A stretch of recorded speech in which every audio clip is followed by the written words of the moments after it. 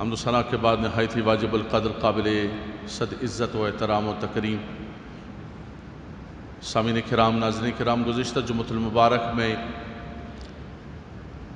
نے آدم علیہ السلام کی تخلیق اور پھر رب تبارک و تعالیٰ نے ان کو جو فرشتوں پر فضیلت و فوقیت عطا فرمائی، مسجود ملائکہ بنے، اس کے حوالے سے آیات بینات کے ذریعے قرآن کھول کر اس خوبصورت واقعے کو ذکر فرمایا۔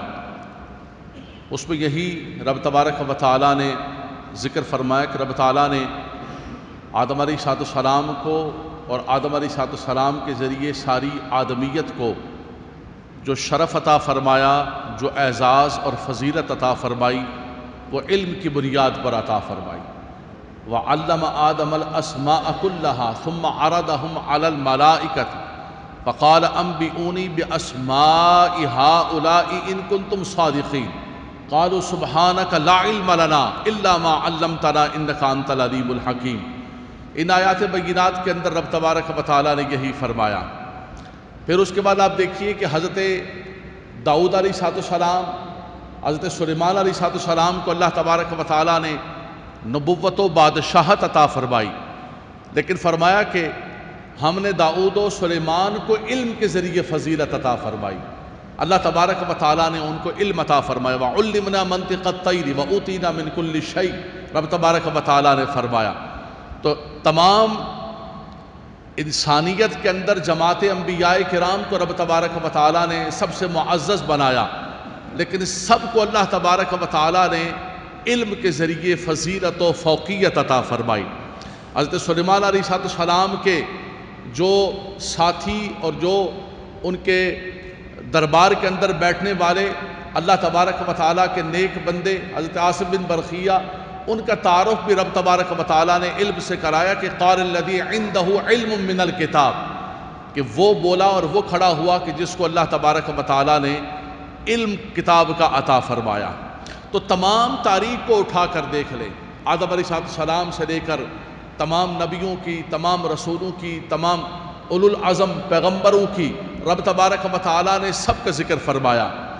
آخری امت، آخری کتاب، آخری نبی صلی اللہ تعالیٰ علیہ وسلم، جہاں کتابوں کا سلسلہ بھی مکمل ہو رہا ہے، جہاں نبوت و رسالت کا اور پیغام رسانی کا سلسلہ بھی مکمل ہو رہا ہے، ان کے بارے میں بھی جب حضرت ابراہیم خلیل اللہ علیہ السلام اللہ کی بارگاہ کے اندر دعا کرتے ہیں خانہ کعبہ کی تعمیر کے بعد، تو ان کا جو وصف بیان ہوتا ہے اس کے اندر بھی یہی شامل ہے کہ خدایا اس نبی آخر الزمان صلی اللہ تعالیٰ علیہ وسلم کو مبعوث فرما، ہماری ذریت کے اندر، ہماری اولاد کے اندر، ربنا وابعث فیہم رسولا منہم یتلو علیہم آیاتک ویعلمہم الکتاب والحکمت ویزکیہم۔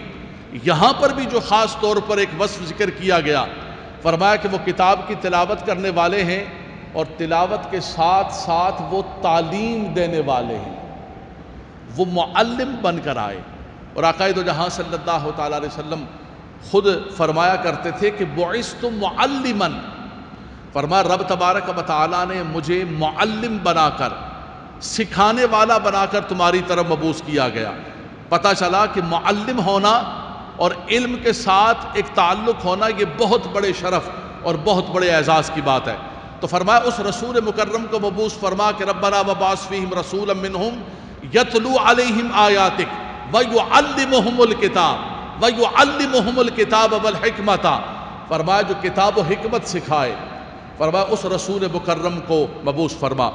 پھر وہ رسول مکرم جب تشریف لائے، آقا دو جہاں صلی اللہ تعالیٰ علیہ وسلم 40 سال کی عمر میں نبی کریم صلی اللہ تعالیٰ علیہ وسلم نے اعلان نبوت فرمایا، اور غار حرا سے وہ آواز آئی تو جو سب سے پہلے وحی کے الفاظ ہیں، سب سے پہلے وحی کے کلمات ہیں، وہ یہی تھے کہ اقرأ بسم ربک الذی خلق خلق الانسان من علق اقرأ وربک الاکرم الذی علم بالقلم علم الانسان ما لم یعلم۔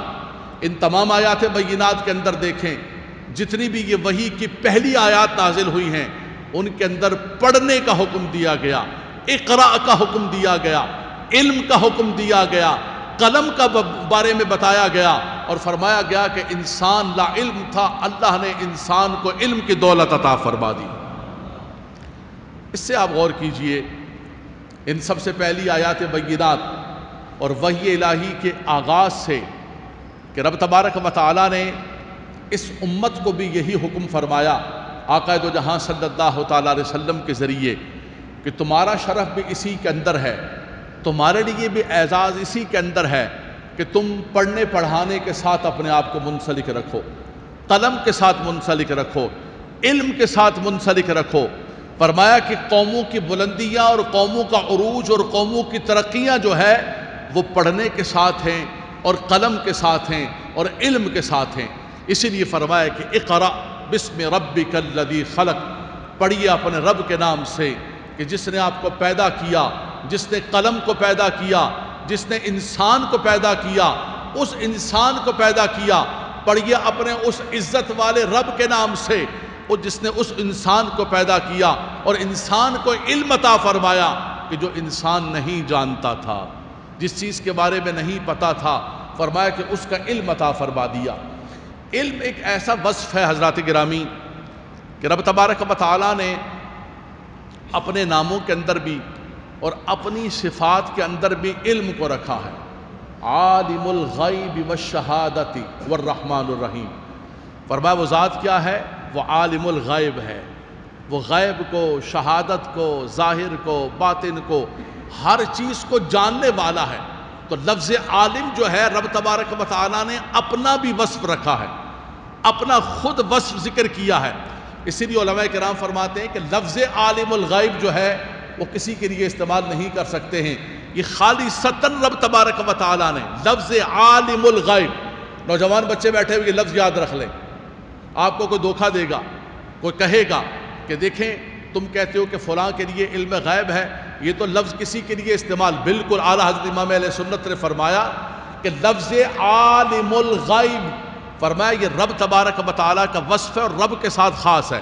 ہاں یہ کہہ سکتے ہیں کہ رب تبارک و تعالیٰ نے اپنے نبیوں کو اور بالخصوص امام الانبیاء کو علم عطا فرمایا، اور علم بھی بے پناہ عطا فرمایا، اتنا علم عطا فرمایا کہ خود رب تبارک و تعالیٰ فرماتا ہے اے حبیب آپ کے رب نے آپ کے اوپر فضل فرما دیا، کرم فرما دیا۔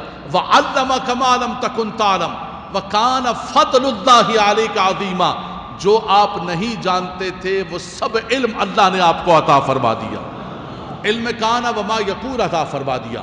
تو پتہ چلا کہ یہ علم اتنے بڑے اعزاز کی بات ہے، اتنے بڑے شرف کی بات ہے، اتنے بڑے کمال کی بات ہے جو رب تبارک و تعالیٰ نے نبیوں کو بھی عطا فرمائی۔ اور اس کتاب کے وحی کے آغاز کے اندر رب تبارک و تعالیٰ نے یہی فرمایا۔ نبی کریم صلی اللہ تعالیٰ علیہ وسلم کے مبارک حدیث، اللہ کے نبی صلی اللہ تعالیٰ علیہ وسلم نے فرمایا کہ جب کوئی شخص جو ہے علم حاصل کرنے کے لیے نکلتا ہے، علم پڑھنے کے لیے نکلتا ہے، طلب علم کے لیے نکلتا ہے، فرمایا کہ زمین کے اندر جو چونٹیاں ہیں وہ بھی اس کے لیے دعا کرتی ہیں، پانی کے اندر جو مچھلیاں ہیں وہ بھی اس کے لیے دعا کرتی ہیں۔ اور فرمایا کہ عالم کی فضیلت ایک عبادت گزار پر، شب بیدار پر، قائم اللیل پر، صائم الدہر پر، دن کے اندر روزہ رکھنے والا اور رات کو عبادت کرنے والا، لیکن عالم کی فضیلت ایسی ہے کہ فرمایا الشیطان، شیطان جو ہے ایک عابد پر بھاری ہوتا ہے۔ فرمایا کہ ایک عابد جو ہے کتنا بھی عبادت گزار کیوں نہ ہو، فرمایا کہ ایک عابد کبھی بھی شیطان پر غلبہ حاصل نہیں کر سکتا جب تک اس کے پاس علم نہ ہو، حلال و حرام کا علم نہ ہو، اللہ تبارک و تعالیٰ کی معرفت کا علم نہ ہو۔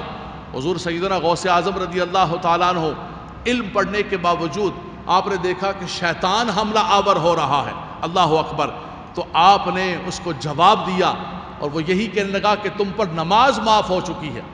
آج جو خرابیاں پیدا ہو رہی ہیں، کل مجھے کسی نے افغانستان سے ایک ویڈیو بھیجی کہ دیکھیں یہ آپ کے پاکستان میں مزار کا طواف کیا جا رہا ہے اور طواف کرنے والے لبیک اللہم لبیک پڑھ رہے ہیں، سجدے کیے جا رہے ہیں، نعوذ باللہ من ذالک وہ کام کیے جا رہے ہیں۔ یہ ہم نے بر صغیر کے اندر جہالت کو پروان چڑھایا، ان جاہل لوگوں کو پرموٹ کیا اور تصوف کے نام پر، صوفیاء کے نام پر، عبادت گزاری کے نام پر، وراثت کے نام پر ان کو پروان چڑھاتے چڑھاتے آج یہ وقت آ گیا کہ یہ جن ہمارے قابو سے باہر جا چکا ہے، یہ جن بوتل سے باہر نکل چکا ہے، کسی کے قابو کے اندر نہیں آ رہا ہے۔ اور جب علماء کرام اس پر گفتگو کرتے ہیں تو یہ مافیا، یہ ٹولہ اتنا مضبوط ہے، اتنا طاقتور ہے۔ مجھے یاد ہے تقریباً 20 برس پہلے قائد اہل سنت علامہ شاہ احمد نورانی صدیقی رحمۃ اللہ تعالی علیہ سے ٹی وی پر سوال ہوا کہ مزار پر جانا کیسا ہے؟ آپ نے جواب دیا کہ مزار پر جائیے، بالکل جانا چاہیے، برکت حاصل کریں، ہم بزرگوں والے ہیں، سلسلے والے ہیں، سلسلہ قادریہ، نقشبندیہ، سہروردیہ سارے ہمارے سلاسل ہیں، لیکن فاصلے پر کھڑے ہوں، فاتحہ پڑھیں اور بس۔ مزار کے ساتھ چپکنا، مزار کو جا کے سجدہ کرنا، مزار کا طواف کرنا، یہ پکڑنا وہ پکڑنا، یہاں تک کہ اعلیٰ حضرت نے فرمایا کہ بوسہ بھی نہ لیا جائے۔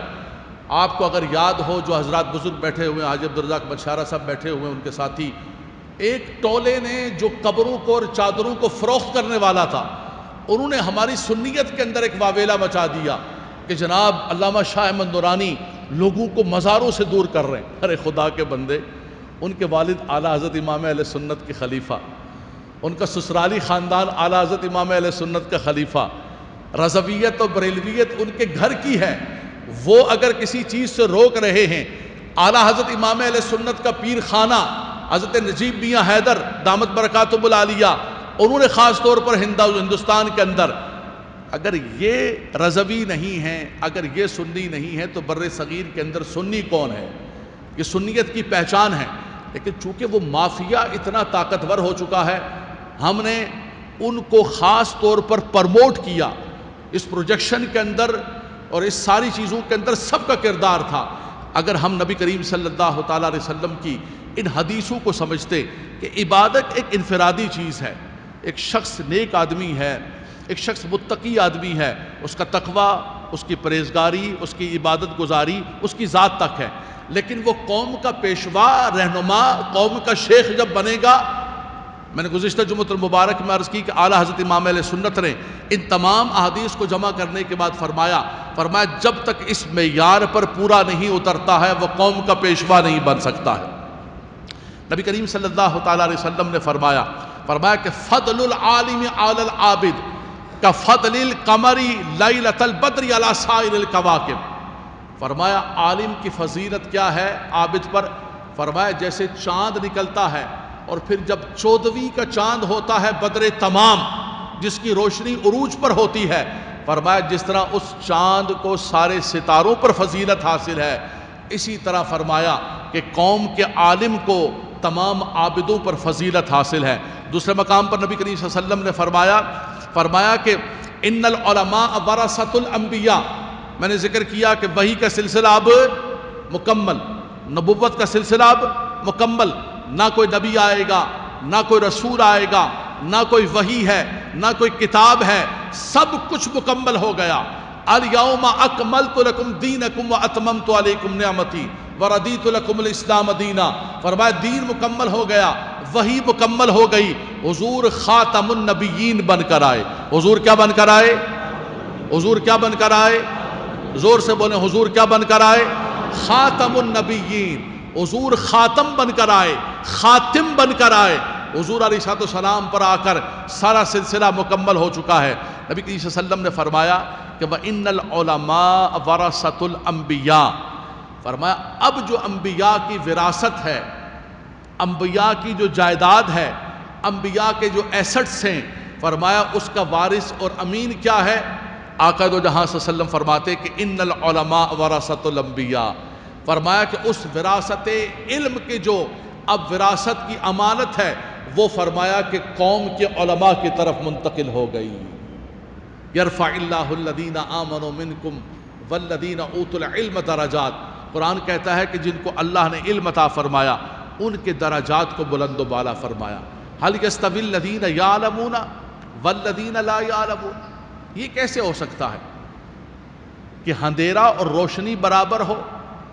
ایک آنکھ والا ہے، اکھیارا ہے، ایک اندھا ہے، وہ برابر ہو؟ فرمایا یہ کیسے ہو سکتا ہے کہ جنتی اور جہنمی برابر ہو؟ نہیں، لا یستوی اصحاب النار و اصحاب الجنہ، اصحاب الجنت هم الفائزون، هل یستوی الذین یعلمون والذین لا یعلمون؟ فرمایا یہ کیسے ہو سکتا ہے کہ ایک علم والا جس کو اللہ تبارک و تعالیٰ نے قرآن کا علم عطا فرمایا، حدیث کا علم عطا فرمایا، حلت و حرمت کا علم عطا فرمایا، حلال و حرام کا علم عطا فرمایا، رب تبارک و تعالیٰ کی معرفت کا علم عطا فرمایا، وہ اور ایک انجان دونوں برابر ہوں؟ فرمایا یہ کیسے ہو سکتا ہے؟ فرمایا کسی صورت کے اندر نہیں ہو سکتا۔ تو فرمایا وہ حضور علیہ السلام کی جو وراثت علم ہے اس کا وارث اور اس کا امین جو ہے وہ اللہ تبارک و تعالیٰ کے نبی صلی اللہ علیہ وسلم نے ان علماء کو قرار دیا۔ پھر اسی حدیث پاک کے ایک ٹکڑے کے اندر سارے مسائل کو، سارے جھگڑوں کو بھی حل کر دیا۔ میرے سامنے حدیث پاک کھلی ہوئی ہے، فرمایا ان العلماء ورثۃ الانبیاء وان الانبیاء لم یورثوا درہما ولا دینارا، اللہ اکبر، انما ورثوا العلم۔ فرمایا کہ انبیاء کرام کی جو وراثت ہوتی ہے، عام انسان فوت ہوتا ہے، اس کی زمین بڑھتی ہے، اس کی دکانیں بڑھتی ہیں، اس کے کاروبار بڑھتے ہیں، اس کی پراپرٹی تقسیم ہوتی ہے وراثت کے طور پر، اس کے بچے اور بچیاں کھڑے ہوتے ہیں، کسی کو حصہ ملتا ہے، کسی کو نہیں ملتا ہے، کسی کے حصوں کو کھا لیا جاتا ہے، وہ ایک مستقل الگ موضوع ہے۔ لیکن فرمایا ان کی وراثت یہ چیزیں ہوتی ہیں۔ نبی کریم صلی اللہ علیہ وسلم نے فرمایا کہ انبیاء کی وراثت درہم و دنانیر نہیں ہوتے ہیں، زمینیں اور باغات نہیں ہوتے ہیں، پراپرٹیاں نہیں ہوتی ہیں۔ فرمایا ان کی وراثت علم ہے اور علماء کو ان کا وارث بنایا گیا ہے۔ فرمایا یہ رب تبارک و تعالیٰ نے ان کو ان کا وارث بنایا گیا۔ اور خود نبی کریم صلی اللہ علیہ وسلم کی میں نے حدیث سنائی کہ اللہ کے نبی صلی اللہ علیہ وسلم جو ہے وہ خود اپنے آپ کو فرماتے تھے کہ مجھے رب نے معلم بنا کر بھیجا۔ ایک مرتبہ مسجد نبوی کے اندر آقا دو جہاں صلی اللہ تعالیٰ علیہ وسلم تشریف لائے اور حلقے لگے ہوئے تھے۔ ایک طرف علم کا حلقہ لگا ہوا تھا، پڑھنے پڑھانے کا حلقہ لگا ہوا تھا، ایک طرف ذکر و فکر کا حلقہ لگا ہوا تھا۔ کچھ لوگ ذکر کر رہے تھے، کچھ لوگ دعا کر رہے تھے، بیٹھے ہوئے تھے، کچھ لوگ پڑھنے پڑھانے کے اندر حدیثیں یاد کر رہے تھے، قرآن کی آیتیں یاد کر رہے تھے۔ اللہ کے نبی صلی اللہ علیہ وسلم اندر تشریف لائے، دونوں حلقوں کو دیکھا، فرمایا کہ دونوں کے دونوں خیر ہیں، دونوں کے دونوں اچھا کام کر رہے ہیں، دونوں کے دونوں بھلائی پر ہیں، لیکن حضور علیہ السلام خود جا کر علم کے حلقے کے اندر بیٹھ گئے۔ فرمایا اس لیے کہ بعثتم معلماً، فرمایا مجھے رب تبارک و تعالیٰ نے معلم بنا کر بھیجا ہے۔ حضرت امام فخر الدین رازی رحمۃ اللہ تعالیٰ علیہ کی ایک بڑی مشہور تفسیر ہے عربی زبان کے اندر، تفسیر کبیر، تفسیر کے اندر اس کو بڑا مرتبہ حاصل ہے، اور بڑی تفسیروں کے اندر ایک تفسیر ہے اور بڑی مستند تفسیر ہے۔ اس تفسیر کبیر کی جلد نمبر 1 کے اندر صفحہ نمبر 410 پر ایک روایت نقل کی ہے۔ میں نے اسی لیے راوی کا نام ذکر کر دیا کہ اتنے بڑے مفسر قرآن ہیں علامہ فخر الدین رازی رحمۃ اللہ تعالی علیہ۔ آپ نے نقل فرمایا کہ ایک شخص کے بارے میں پتہ چل گیا کہ اس شخص کا آخری وقت ہے۔ نبی کریم صلی اللہ علیہ وسلم کو اطلاع دی گئی فرشتوں کے ذریعے کہ یا رسول اللہ اس شخص کے تھوڑی ہی گھڑیاں باقی ہیں اور اس نے دنیا سے رخصت ہو جانا ہے۔ حضور صلی اللہ علیہ وسلم نے اس کو بھی بتا دیا کہ تم رخصت ہو رہے ہو۔ اس نے عرض کی یا رسول اللہ یہ تھوڑا سا میرے پاس وقت ہے، اس وقت کو میں کیسے عمل کے اندر گزاروں، کیسے کام کے اندر گزاروں کہ میری بخشش و مغفرت اور میری نجات ہو جائے۔ اللہ اکبر۔ تو نبی کریم صلی اللہ تعالیٰ علیہ وسلم نے، امام فخر الدین رازی نقل کرتے ہیں، حضور نے فرمایا کہ اندر جو علم کی مجلس لگی ہوئی ہے ان علم والوں کے پاس جا کر بیٹھ جاؤ زندگی کے جو آخری گھڑیاں ہیں، تاکہ تمہارا نام طالبان علم کے اندر درج ہو جائے۔ تم دنیا سے جا رہے ہو اور تمہارا نام جو ہے وہ طالبان علم کے اندر درج ہو جائے۔ اور مسلم شریف کی حدیث پاک ہے، اللہ اکبر، نبی کریم صلی اللہ علیہ وسلم نے فرمایا کہ من سلک طریقا یطلب فیہ علما سلک اللہ طریقا من طرق الجنہ ومن سلک طریقا یلتمس فیہ علما سہل اللہ بہ طریقا من طرق الجنہ۔ 2 حدیث پاک کے الفاظ ہیں۔ فرمایا کہ جو شخص چاہتا ہے کہ جنت کے راستے پر چلے، فرمایا کہ اسے چاہیے کہ وہ علم کے راستے پر چلے۔ فرمایا جو علم کے راستے پر چلے گا اللہ تعالیٰ اس کے لیے جنت کے راستے کو آسان فرما دے گا، رب تبارک و تعالیٰ اس کے لیے جنت کے راستے کو سہل کر دے گا۔ فرمایا کہ رب تبارک و تعالیٰ اس کو جنت کے راستے پر چلا دے گا۔ پتہ چلا کہ علم کا راستہ جنت کا راستہ ہے۔ پھر اللہ کے نبی صلی اللہ علیہ وسلم نے فرمایا کہ مجتمع قوم فی بیت من بیوت اللہ یتدارسونہ بینہم، اللہ اکبر۔ فرمایا کہ جب کوئی قوم اللہ تبارک و تعالیٰ کے گھروں میں سے کسی گھر میں جمع ہوتی ہے، یتلون کتاب اللہ و یتدارسونہ بینہم، وہ اللہ کی کتاب پڑھتے ہیں اور اس کا باہمی طور پر درس حاصل کرتے، سبق حاصل کرتے، اللہ اکبر، الا نزلت علیہم السکینہ غشتہم الرحمہ حفتہم الملائکہ، اللہ اکبر۔ فرمایا ان پر سکینہ کا نزول ہوتا ہے، طمانینت کا نزول ہوتا ہے ان کے دلوں پر، اور فرمایا کہ اس مجلس کو رحمت کے فرشتے رحمت کی چادر سے ڈھانپ لیتے ہیں۔ اگلی بات سنیے گا، وَذَكَرَهُمْ فِي مَنْ عِنْدَهُ، فرمایا ان کے ناموں کو درج کر کے اللہ کی بارگاہ کے اندر پیش کیا جاتا۔ تو حضرات گرامی، علم کے ساتھ محبت کیجئے، اپنی زندگی کو کسی نہ کسی اعتبار سے علم کے ساتھ وابستہ رکھیں۔ خیرکم من تعلم القرآن وعلمہ، تم میں بہترین وہ ہے جو قرآن کو سیکھنے والا ہو یا تو سکھانے والا ہو۔ نبی کریم صلی اللہ علیہ وسلم نے فرمایا سیدنا ابو ذر غفاری رضی اللہ تعالیٰ عنہ سے، فرمایا کہ ابو ذر تو اس حال میں صبح کر، تیری صبح اس حال کے اندر ہو کہ تو قرآن کی ایک آیت کو سیکھ لے، یا ابا ذر فتعلم آیۃ من کتاب اللہ خیر لک ان تصلی 100 رکعۃ، فرمایا تو اس حال میں صبح کر کہ تو قرآن کی ایک آیت کی تعلیم حاصل کر، تفہیم حاصل کر، اس کو سیکھ لے۔ فضیلت سنیے گا اور سبحان اللہ کہیے گا۔ فرمایا کہ رب تبارک و تعالیٰ تجھے 100 رکعت ادا کرنے سے زیادہ اجر و ثواب عطا فرمائے گا۔ ایک آیت، ہم چاہتے ہیں نا میں 10 رکعتیں ادا کر لوں، 15۔ یہاں جمعہ کے دن ماشاءاللہ آپ حضرات اتنا وقت نکال کر تشریف لاتے ہیں، سینکڑوں مسلمان ہیں، جمعہ پڑھنے والے تو ابھی تشریف لائیں گے، وہ فوج بعد میں آنے والی ہے، وہ پہنچے گی بالکل آخری ٹائم۔ پچھلی جمعے مجھے بتایا کسی نے کہ کوئی وضو خانے پر کھڑا ہے، کوئی جوتیوں کی جگہ کھڑا ہے، کوئی باہر کھڑا ہے، جوتیاں کسی کی گندی ہیں، کیا صورتحال ہے، ان کو کسی چیز سے غرض نہیں ہے۔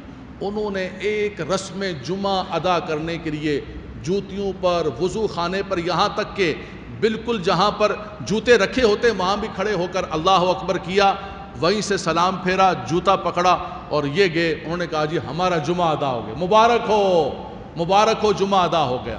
تو وہ فوج ابھی آنے والی ہے، وہ سماعت بھی نہیں کر رہی ہے۔ یہ وہ حضرات بیٹھے ہوئے جن کو اللہ تبارک و تعالیٰ نے علم سے محبت عطا فرمائی، علم کا ذوق و شوق عطا فرمایا۔ آپ وقت نکال کر تشریف لاتے ہیں، اس نیت کے ساتھ آتے ہیں، اور یہ یاد رکھ لیا کریں جب گھروں سے جمعے کے دن نکلا کریں، کہاں جا رہے ہیں بھائی، کہاں جا رہے ہیں بیٹا، کہاں جا رہے ہو؟ جمعہ پڑھنے جا رہے ہیں۔ بولا ہاں جمعہ تو پڑھنا ہے، جمعہ تو 1:30 بجے ہوگا، لیکن اس سے پہلے جمعے کے دن قرآن و حدیث کی مجلس سجے گی، اللہ اکبر۔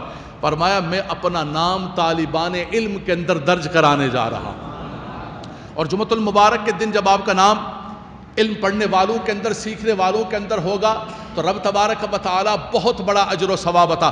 یہ نیت کر کے آیا کریں، وہ چھوٹی سی گھڑی کیوں نہ ہو۔ اچھا ہمارے کچھ دوستوں کو شوق ہوتا ہے یہاں درس قرآن و حدیث، جو ہمارے اپنے لوگ ہیں ان کو تو خیر بالکل تربیت ہے، کچھ نئے لوگ کبھی کبھی آ جاتے ہیں چلتے چلتے، اس لیے منع نہیں کیا جا سکتا، جمعے کا ایک ماحول ہوتا ہے، ہر طرح کا آدمی آتا ہے، لیکن اصولی مسئلہ سماعت فرما لیجئے کہ جب علم کی مجلس ہو رہی ہو، قرآن کی آیات پڑھی جا رہی ہوں، رسول اللہ صلی اللہ علیہ وسلم کی حدیث پڑھی جا رہی ہوں، کوئی بھی دین کی بات ہو، فقہائے کرام نے فرمایا کہ اس وقت نفل پڑھنا جائز نہیں ہے۔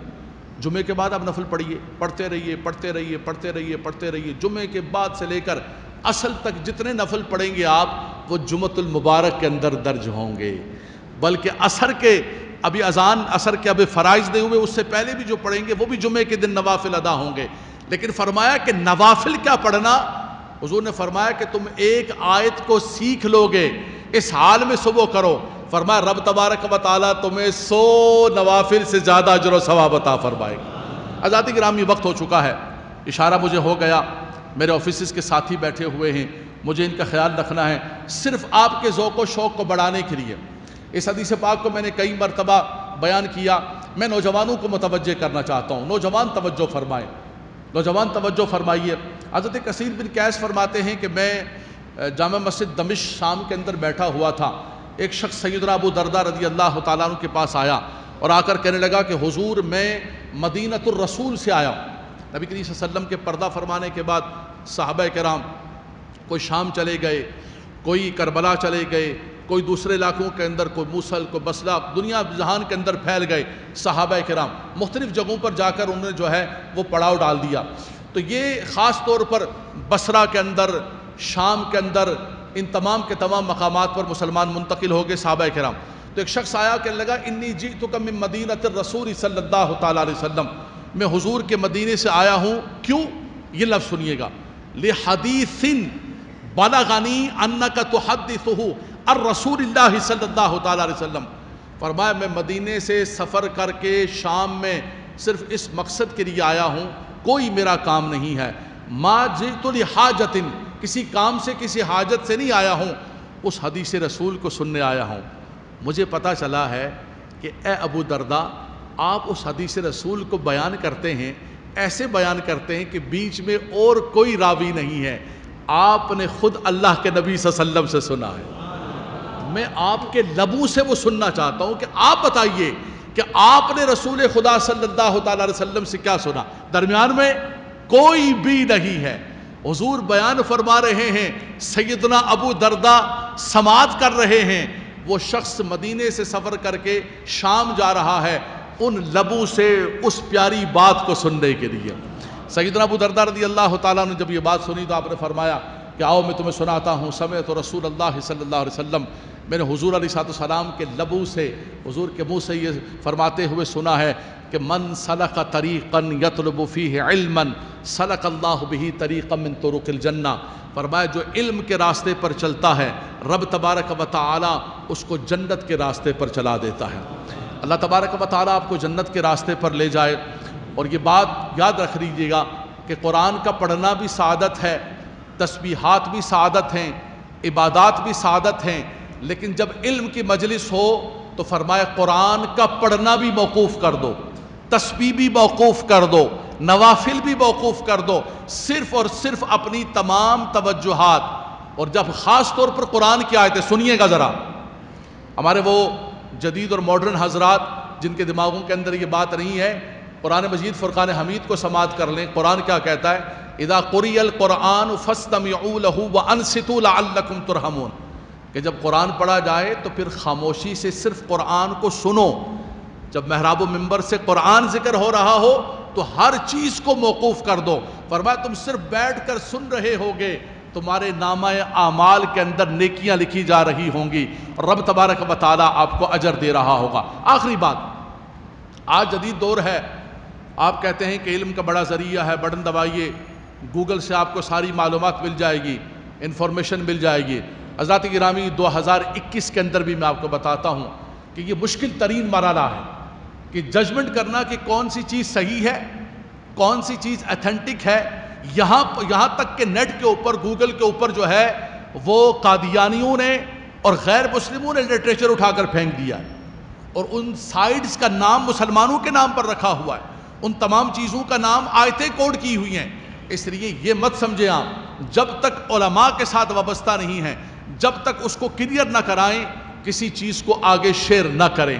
ہونا تو یہ چاہیے تھا کہ آج کا یہ جدید دور ہے، 2021 ہے، ٹیکنالوجی ہے، ہر چیز ہے ہمارے پاس ہے، ہم یہاں بیٹھ کر کسی چیز کو شیئر کریں، پوری دنیا کے اندر جائیں۔ لیکن ہم نے کیا کیا؟ اللہ اکبر، اس ٹیکنالوجی کو بھی ہم نے خرافات کے لیے استعمال کیا، غلط کاموں کے لیے استعمال کیا۔